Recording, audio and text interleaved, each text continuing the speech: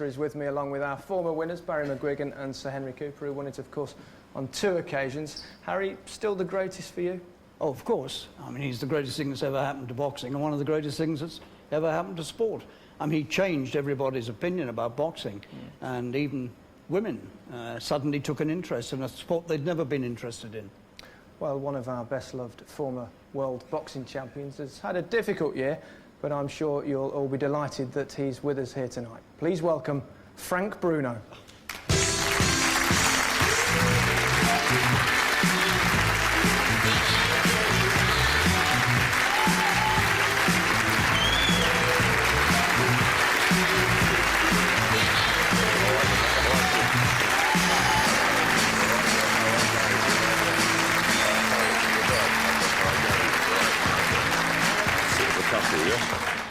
Oh, Lovely to see you. nice to see you, Gary.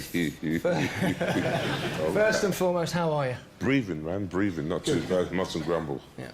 Mustn't grumble. Very well. Harry, great to see the big fellow back. It's wonderful to see him up and about again. I saw you in the Royal Variety performance. You got a wonderful reception. Thank you very much, Harry. You look different without glasses. Much more handsome. Yeah, definitely. So, some would say. Joke, yeah. Barry, I mean, the whole nation's got behind Frank, haven't they? And boxing too, of course. Yeah, he's a massively popular guy. He's a terrific fella. What you see is what you get. He's a great guy, and we all love him, and we're delighted he's well again. Henry, you too, of course, and I mean, almost as popular as you, Frank. Well, that's lovely, yeah. I mean, he took my mantle over, didn't he, which was great. So, you know, if you know what I mean, Harry, you know, he took my mantle over. No, but it's lovely to see him up and about, and he's had a treatment, and he's had a treatment, and he's going to be well. That's great. That's what we want to see. Yeah. Well, yeah. And nothing stops you from doing pantomime, though, does it? Yeah, and nothing stops me doing pantomime, doing a bit of ducking and diving, Gary. Yeah. Definitely. Fantastic, great to see you. Cheers, Ladies and thank you very gentlemen, much, 4 of Britain's best loved boxing faces.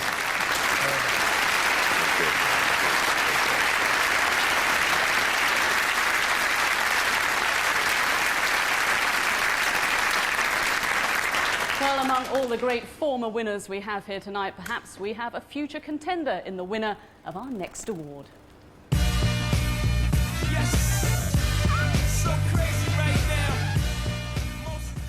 Now, this guy looks as though he could qualify. You might have seen him around a little bit lately, but Jonny is here in the unaccustomed role of giving away a trophy tonight.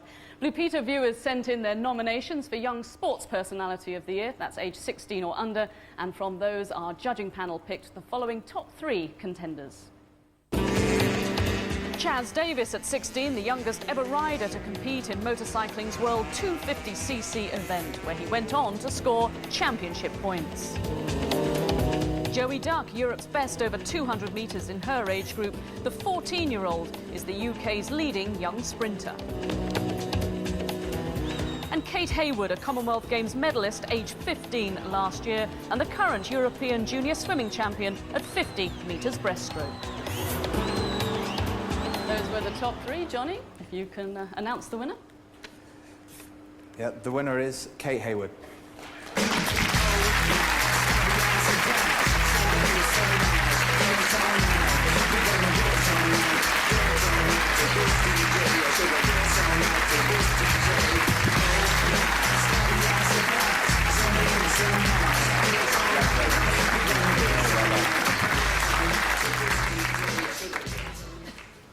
So please welcome the Young Sports Personality of the Year. We wish her the best for the future, Kate Haywood.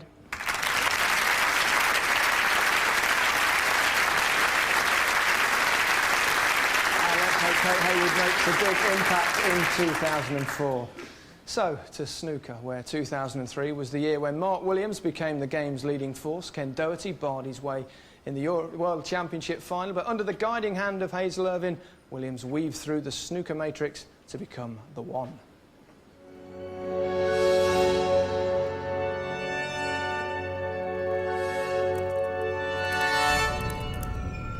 So, who is the one? Ken Doherty of J. Williams. What do you need? Cues. Lots of cues. And balls.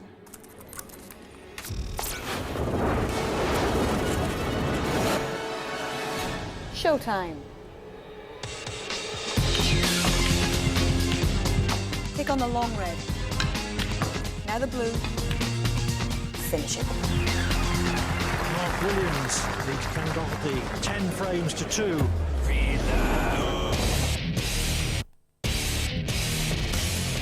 Putting pressure on Ken Dobson's psychology of snooker.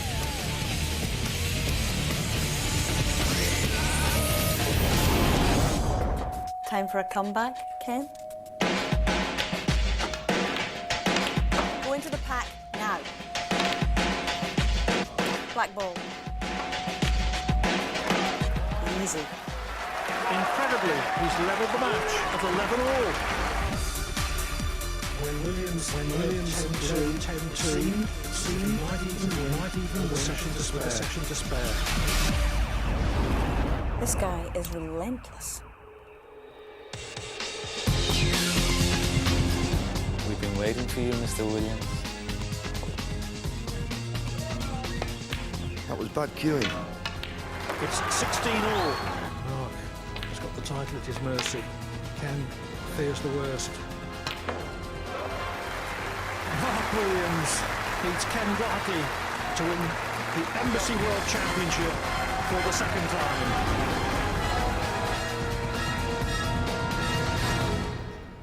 She frightens me, but he was the one. But what about the one that got away? Because in at least one rugby code, Australia remained literally in a different league. And the 3-0 Ashes whitewash that Great Britain suffered was hugely disappointing, even though all 3 matches were pretty close. Now, domestically, Bradford won the Super League to complete the double, having earlier beaten Leeds in a thrilling Challenge Cup final, which showed to all ages watching that the competition still retains its old magic and appeal. Good news for Christmas trees, Gillian. Thank you, Peter. Hey, Christmas trees and hairspray. turn that down. Well, that's about it from me. I keep telling you, you'll learn nothing about life by watching TV all day. But, Dad... I said... There are some right good stories on sometimes. Great battles. You can learn about lots of stuff. Like bravery, leadership, even discipline, Dad. Very much difference coming off the ball. Not to let things stand in your way. To always give your best. He was flying. Phenomenal off the mark. He's trying to crash in. Learn the importance of making the right decision. Not the video ref again. And the wrong ones. What has Kinsey done? Bradford 22, Leeds 20. Oh, he's gone for the tap. Well, the 2 points were there for the asking. And even when things are going against you, looking perhaps for the try that could win it. never, never give up. Bradford have got it. Because in the end, Toward the end of this Challenge Cup final. He hold on to it. There it is. life's about winning and losing. And there can be dignity in both.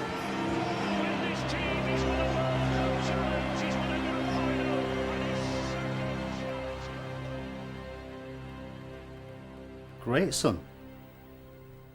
Get on with it. As long as you're not wasting your time watching rugby. Thanks, Dad.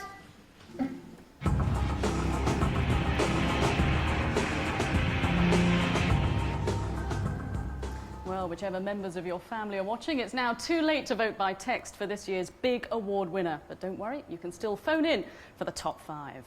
A reminder of the numbers for Pippa Funnel: 0901 198 1200. For Neil Hodgson, it's 1201 to add to that phone number. If your choice is Martin Johnson, add 1202. For Paula Radcliffe, last year's winner, 1203. And for Jonny Wilkinson, 1204. So there, a reminder of the numbers. Go on, get dialing. Make your vote count. Remember, there's only about 50 minutes left for you to vote. Now, what's left to cover? Oh, yes, rugby union. It's been a heck of a year for England, it must be said. World Cup year, and a year when England needed to achieve the perfection that they'd been working towards for so long. The first, and by no means easy task, was the Six Nations and the pursuit of that elusive Grand Slam. The Six Nations is underway at Twickenham. Jason Robinson takes it quickly. Works for England.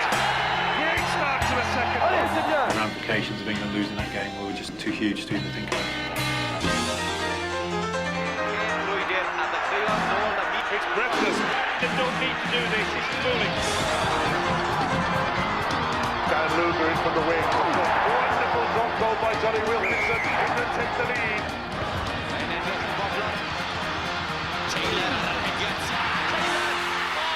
What a wasted opportunity for Wales. Here it comes.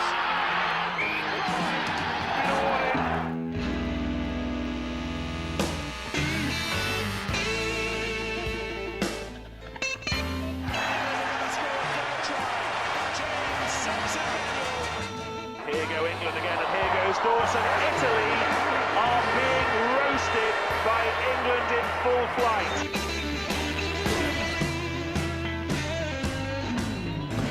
We've played 3-1-3. We'll look forward to playing Scotland next. We'll see what happens. No,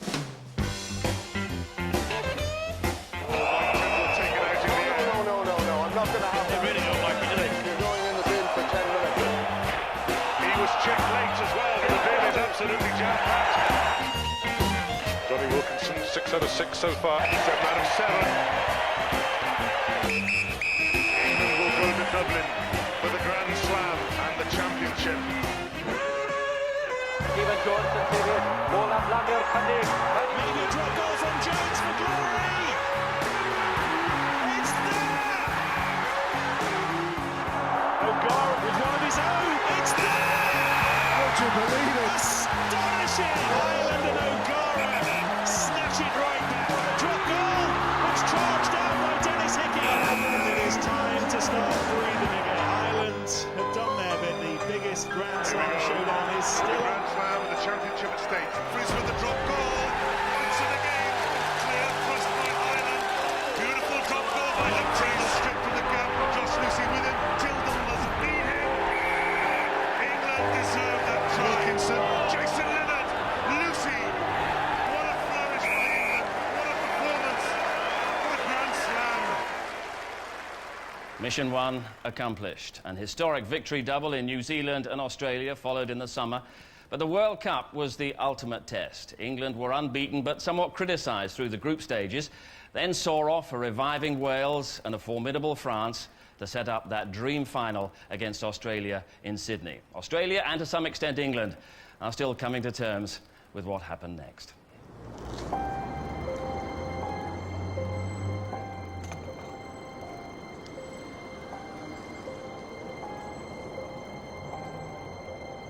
Unbelievable, isn't it?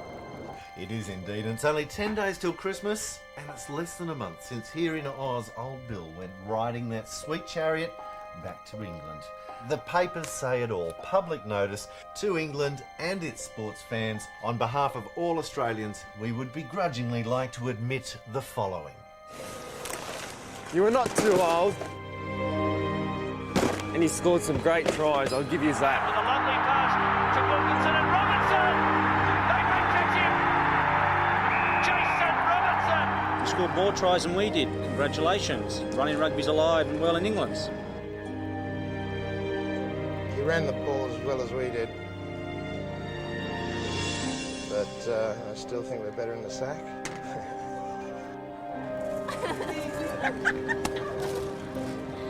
You entertain as much as I do.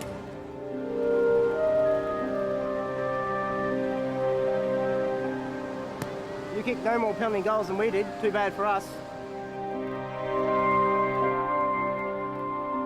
Having a great goal kicker really helps.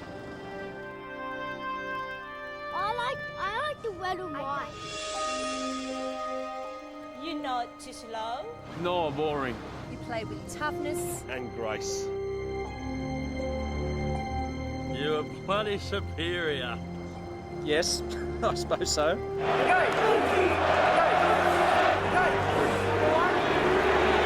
can't play cricket. It's extra time.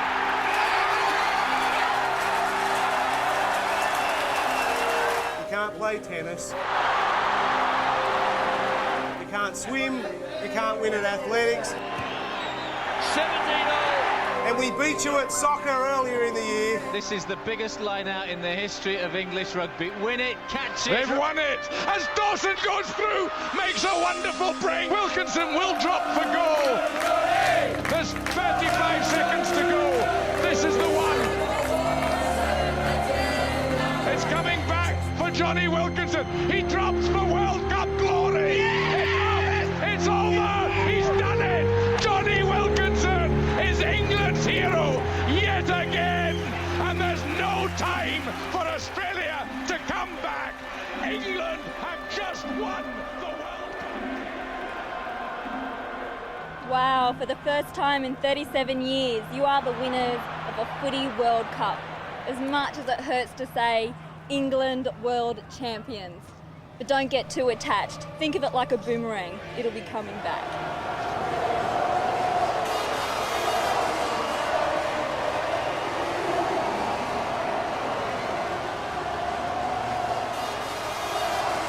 Swing low, sweet chariot, coming for to carry me home.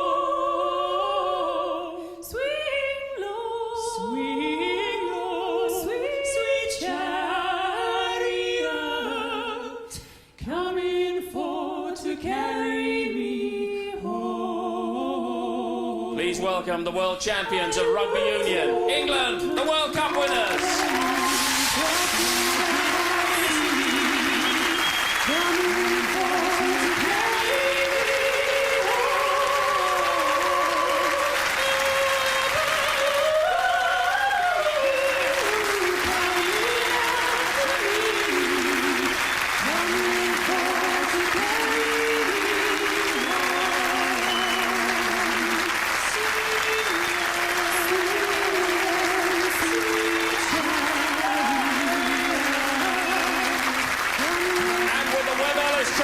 Captain Martin Johnson, Coach Clive Woodward and Jonny Wilkinson.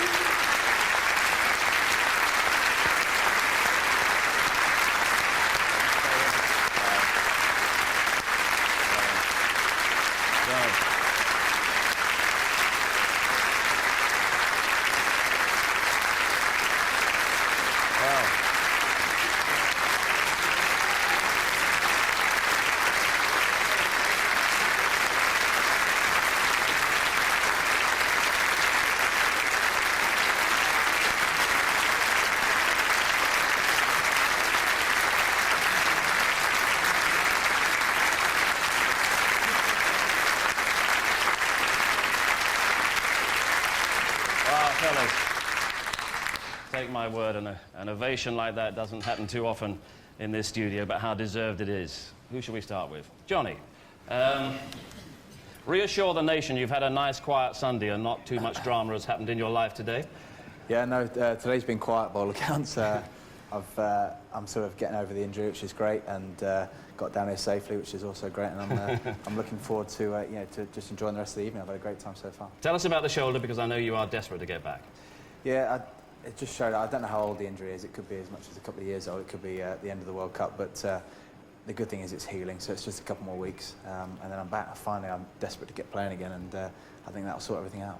One of the first things you said after the World Cup was that you were very keen to start leading a normal life once again. How does last week rate in those sort of terms?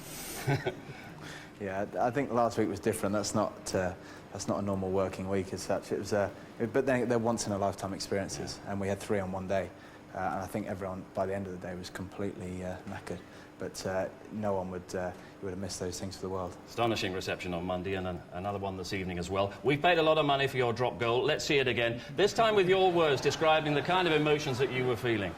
I wasn't actually thinking much at this point, but at that point there, I was thinking. I was looking at the ref just to make sure he wasn't going to find something wrong with it, and then we're off. And this was the moment of realisation, wasn't it? Yeah, I cleverly was shouting World Cup, World Cup. To which Will was saying exactly the same thing, so it was just a good moment. It had dawned on you at that point. I don't know how you feel about the kind of attention that's been focused on you since you won the World Cup. It certainly is deserved, but do you feel uncomfortable, embarrassed about it? I'm not my most comfortable when I'm in these situations, but I do enjoy myself. I think maybe people comment I don't smile enough, but I am smiling. I just find it a bit nerve-wracking being around in these situations. But I'm getting used to them slowly. But yeah, I'm also enjoying myself when I'm back home and just living a fairly private life. Well, having heard that, you'll be relieved to know that you're not really involved in the next award, which we're about to make, a rugby award. We'd like to call on Sven and Eriksson to join us. And it's no surprise that our judges' overwhelming choice for Coach of the Year was this man, Clive Woodward.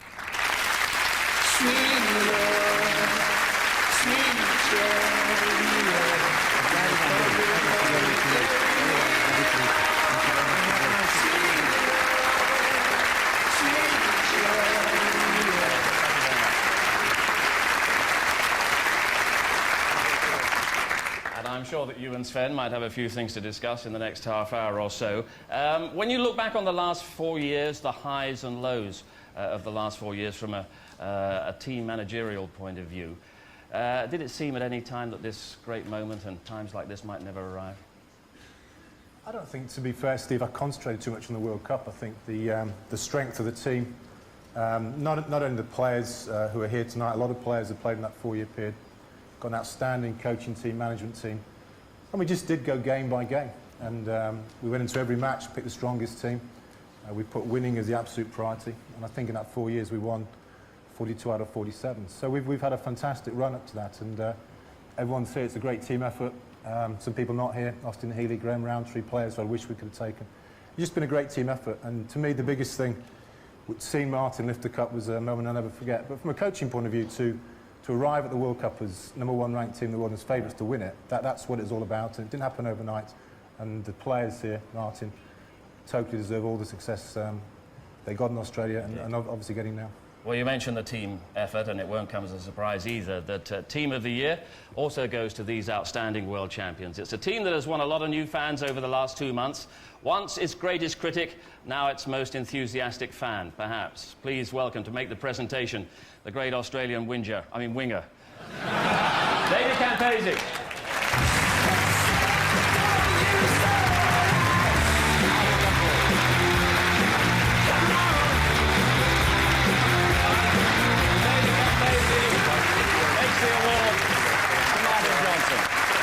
This wonderful team effort. Quick word first with you, David. Monday mornings in central London, it's traditional to have a bit of a parade. These fellas drew a crowd of something like 750,000 last week. You're on parade tomorrow in Oxford Street. Tell us about that. Unfortunately, yes. I don't think I'll get 70,000. I might get about 7 people, but yes, ladropes.com brought me over. There was a bet before the World Cup that if England did win, that I'd walk down Oxford Street with a sandwich board, so I've got to do it. And what time is that going to happen, and are you really ready for the crowds? I'm not sure. Sometime tomorrow morning. Okay. It's a bit of a guess. They'll be out on the streets early, just like last week. Particular satisfaction getting it from this fella, Martin, I'm sure. Yeah, I mean, we got a load of grief in Australia from the press, but we were expecting it, and we just concentrate on what we could do on the field, and that's win the game. As a player, all you can do is play, and you've got that 80 minutes to justify what you do. And you know, it was hard, it was a long tournament, it was tough, and we got there. All that stuff you were getting from the press, as you say, how did that really sort of galvanise this squad and bring them together even more? I think it became a little bit tiresome after a while, but it didn't really bother us too much. I think, you know, we expected it. We'd been to Australia before. We know what they're like, and it just made it nicer when we won. Yeah. Everyone talked about the Dad's Army, and you're a little bit of an element in that Dad's Army. There's a few old faces, Neil back alongside you there as well. Maybe starting to reflect a little on what the future holds. Have you formulated any thoughts about how long you're going to go on? Not really. I think all of us, and Clive was right, he just said, you know, I don't want any talk of retirement for the World Cup. Let's get there and do it. And, you know, we're all playing pretty well, so I'll keep going as long as I enjoy playing and being in this team. OK, your achievements have thrilled the nation. Your applause once again for the World Cup winners, the world champions, Coach of the Year and Team of the Year. It's England.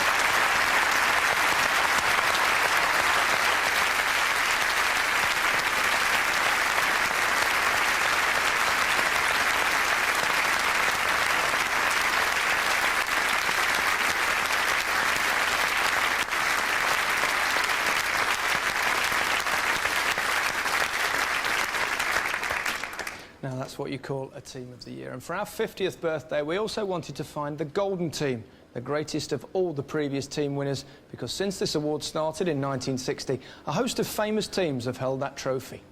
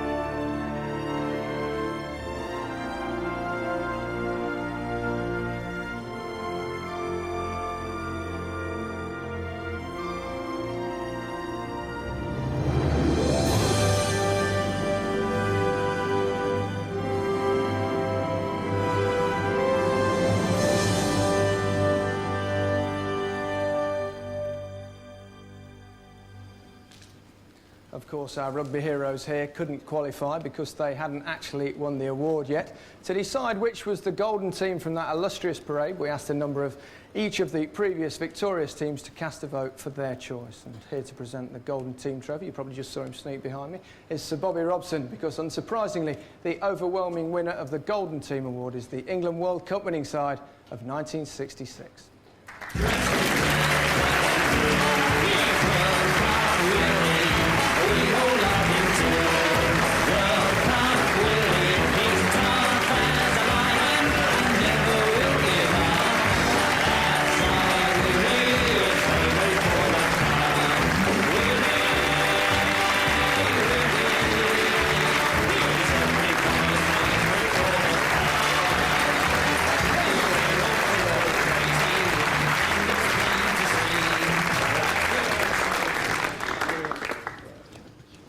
If you'd like to present the award to Sir Bobby Charlton, the two Sir Bobbies together. Great thrill and great pleasure. Thanks. And well deserved. Thanks very much, Bob. I take this on behalf of Bobby Moore, who's not here, obviously, and all the team, even the ones that couldn't make it. It was a great achievement at the time, and we get the feeling of what's happened with these lads behind us. It's marvellous for the whole country, and we're glad that we were able to do it, I'm sure. Absolutely, well done. Congratulations. Well done. Thank you.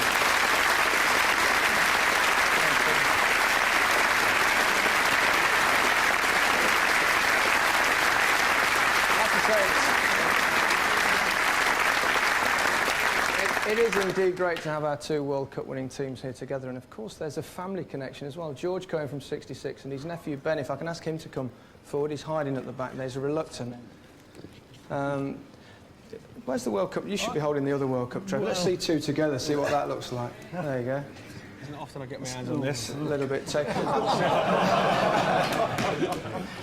I mean, you're uncle and nephew, but you're a little bit closer than that, really, aren't you, in many ways? Well, we're very close, you know. I think a lot of him. I'm very proud of him, of course. And, you know, what he has achieved and the team achieved, of course. And obviously in the final was the difference between the two teams. You know, I was there, as you know, and it was a most exciting time. It really was. It was a carnival atmosphere. Everybody enjoyed themselves. And, of course, coming out winning, it was absolutely sensational. And Ben, of course, we're not going to wait to the next generation of Cohens, are we, to taste a little bit more success? So, is there any bit of talent in the way anywhere in the family? Cricketer maybe next time? Well, people have asked me that question, but we have to wait and see. Don't expect me to ask an original question. There's not much chance of that. But I just have to ask you, though, George. I mean, how did you let him play that game? I mean, it's not a men's game, is it? Like well, football, he lives 100 miles away from me, unfortunately. And, but he was always a big boy, you know, and I thought that... I mean, he went straight on the Weetabix, you know. And, you know, he just liked catching the ball. And if you've got that sort of talent, you let it go, don't you, son? I think he went the right way. Yeah, sure he did. Gentlemen, thanks very much. Ladies and gentlemen, England's two great World Cup winning sides.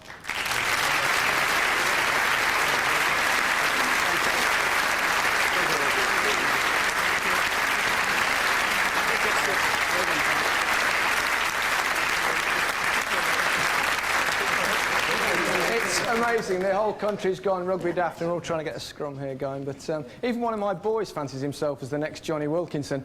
I just hope he realises you have to kick it more than 6 yards. Anyway, time now for our former national sport, football. Any chance of following his footsteps in Euro 2004 will also be down to England. Both Scotland and Wales fell at the last. Scotland gave themselves a real chance with a superb win over Holland at Hampden. James McFadden, the hero. But there was a rude awakening in Amsterdam, where a Van Nistelrooy hat-trick made it a very bad trip for the Scots. And poor old Wales. A terrific campaign saw them on the brink of their first major championship final since 1958, before they slipped up in the playoff with Russia, and it was heartbreaking Cardiff once more. As for England, well, we've seen the odd tasty performance on the pitch, but a few unsavoury incidents off it. And what of David Beckham? You didn't think you could go through the whole night without him, did you? He's had a hell of a year.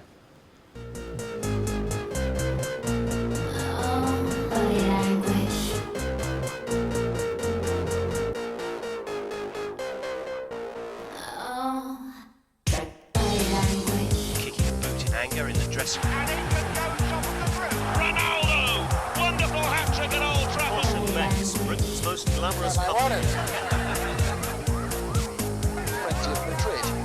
England celebrates a place in the finals of Euro 2004. The highlight's got to be stepping out, playing for Real Madrid and looking along the line and seeing the players that I'm playing with, and the ball that I played to Zidane and he volleyed it in first time. That's one of my highlights, and obviously scoring.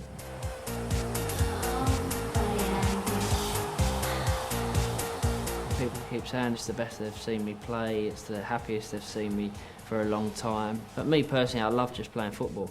So I'm happy when I'm out there kicking a football around, whether it be in England for the national team or whether it be for Real Madrid. But I'm really enjoying my time over in Spain, and to play with these players and to experience the life over there is an amazing experience for me. Rooney's following up here. Wayne Rooney has become the youngest goal scorer in England's international history. Wayne Rooney is one of the best young players around at the moment, but I think that the way he's progressing, the way he handles himself, is very important, and he's got a lot of strong people behind him. With his family, his friends, his manager, his club, and if he has them people around him, then you know he can go a long way. Great bit of skill by Wayne Rooney that. If Wayne came to me and asked for advice about how to handle certain situations, whether it be on the pitch or whether it be off the pitch, then I'd love to give advice. Wayne Rooney has done it again. I'd go to him and talk to him about what he needed to talk to me about, and to be honest, you know, I'm here for any young lad that wants to come and talk about things like that. England can go all the way. I have to think that because I'm England captain, and if I went into a competition thinking that we're not going to do as well as we could, then it's wrong. So for me, I've got to think that we can go all the way, and I truly believe that we can. Beckham scores, and England go top of the group in Euro 2004. There's not any particular team that I fear. There's some good teams. Obviously, the French team is always going to be a good team, the players they've got and the experience they've got. But there's no team that we fear. Well, you may have noticed that David Beckham's not with us. He's in action tonight, so he's got a good excuse. He's playing against Deportivo for Real Madrid, and just heard that the result was 2-1 to Real Madrid. Didn't score, got a yellow card. So anyway, we are joined though by the England coach Sven and Eriksson, Michael Owen, and Gaza. Just going to have a word with him. Did you notice how those England rugby players, by the way, got on that open-top bus without any fake boobs? And that was incredible, isn't it? I can't believe they have for personality there. Sven, the rugby players have done fantastically well. Yes. What do you think the chances of the football side following in their footsteps?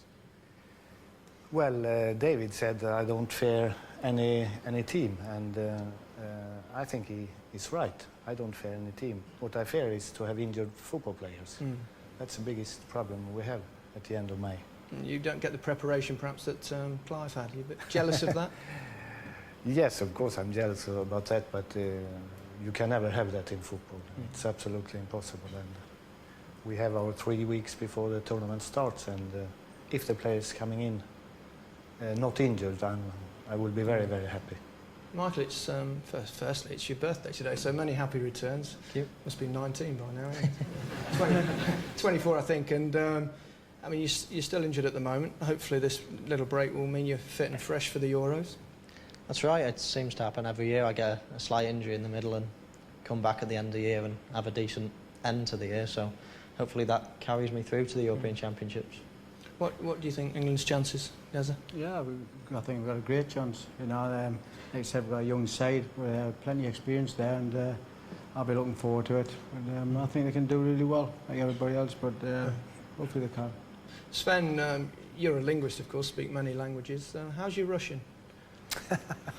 Not a word. No, is it difficult for you at the moment? People constantly asking you about whether you're going to stay with England. And Well, it should be better if people didn't ask me. I have a contract with FA until 2006, and that's it. And I always said that nothing has changed since I came to this country. Well, Sven, we certainly wish you all the best next summer. Thank you, and Gary. whatever follows after that. Well, over to you, Sue. Well, all voting is now closed, and we'll be announcing the winner of this year's Sports Personality of the Year very shortly. But first, we have to announce the Golden Sports Personality of the Year. Here's a reminder of the top 5 nominations that you were voting for.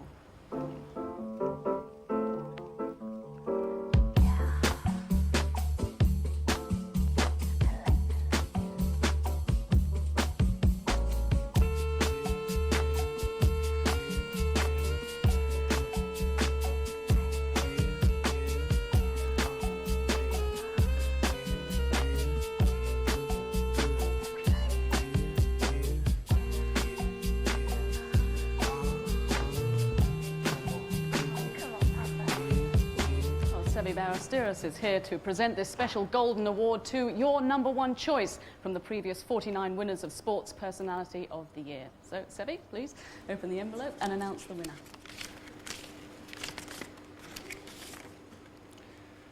Well, the winner is Sir Steve Redgrave.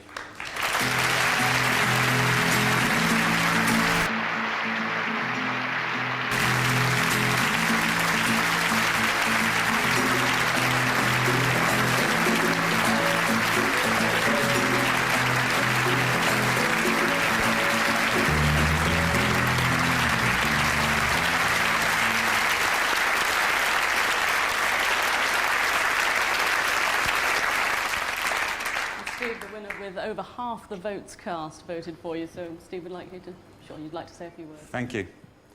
What an honour this is, that this trophy behind me that's going to be handed out in a few minutes' time. It's got 50 names on that. Each one of them deserves a gold trophy like this.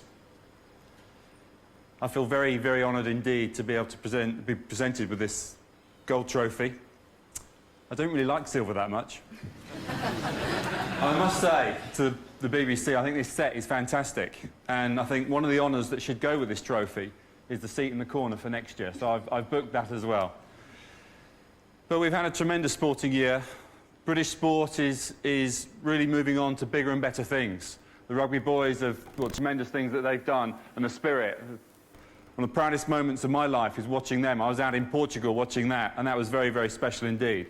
With the Olympics coming up next year, and Paula Radcliffe, who had my vote, that hopefully is going to go on to bigger and better things and win that Olympic gold that she well deserves. But I'm just really very pleased indeed. Thank you very much.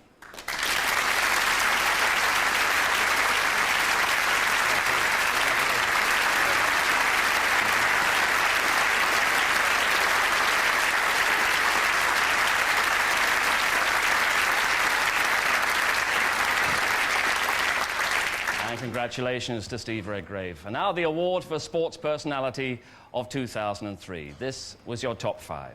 1, 2, 3, my baby don't mess around because she loves me so, and this I know for sure. But does she really wanna, but can't stand to see me walk out the door?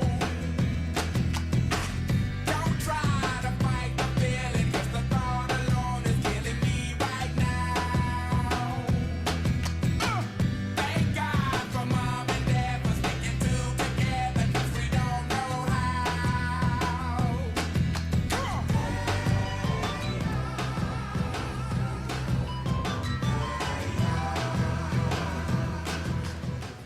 tonight, as you would expect, we've received a huge number of votes to add to the total cast in the past few weeks, which have given us the BBC's 50th Sports Personality of the Year. And we're delighted to have with us Her Royal Highness, the Princess Royal, to present this year's awards. And in keeping with tradition, we'll announce the top 3 in reverse order. I believe you've got 3rd place there. In 3rd place, Paula Radcliffe.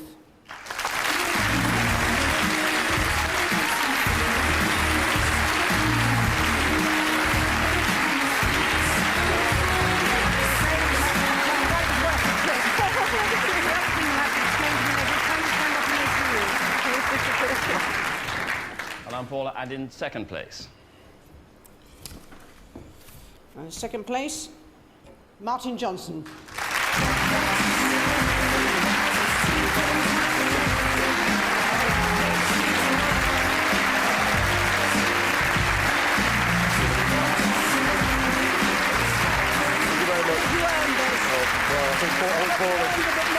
Paula should have had that, really. No, I don't think so. This is great for you.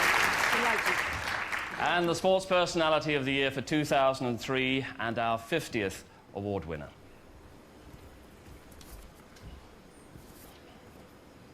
And the winner is Jonny Wilkinson.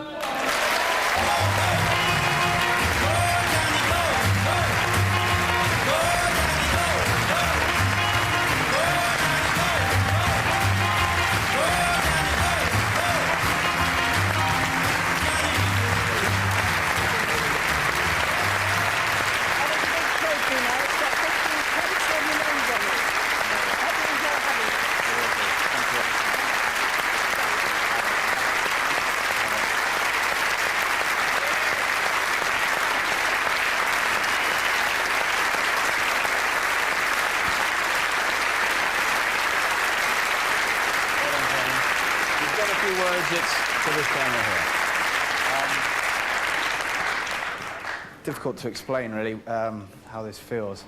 Probably tell by the shakiness of my voice. It's a real privilege to be here amongst so many people I've grown up admiring and yeah, now still watch on the telly. I've been sat there staring at Boris Becker, one of my heroes, for half the evening. But I've been massively honoured to be part of this wonderful team over there. Just merely a part of it, to play underneath this guy here. And be led by Martin Johnson is also, you know, just such a humbling experience. I think I want to thank everyone that voted and sent in their sort of requests or whatever. And I think I'd like to thank also my family and friends for sticking by me and helping me through and continuing to do so. Without these people around me, I wouldn't stand a chance. But they have given me the opportunity to realise my dreams. Like I say, I want to thank everyone sat over there in grey suits for all their help. Thank you.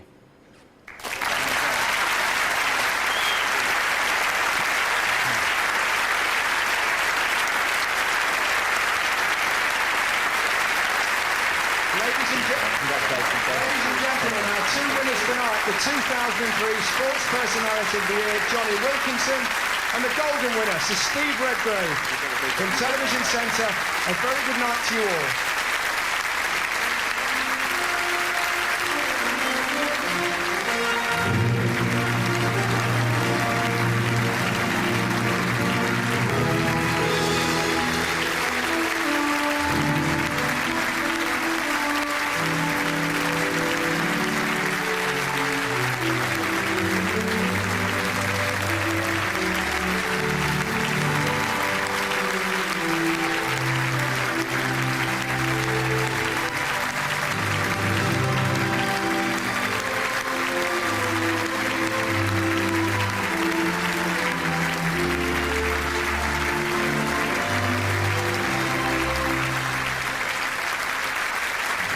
From now until Easter, the only place you can see the England rugby team in action is on the BBC.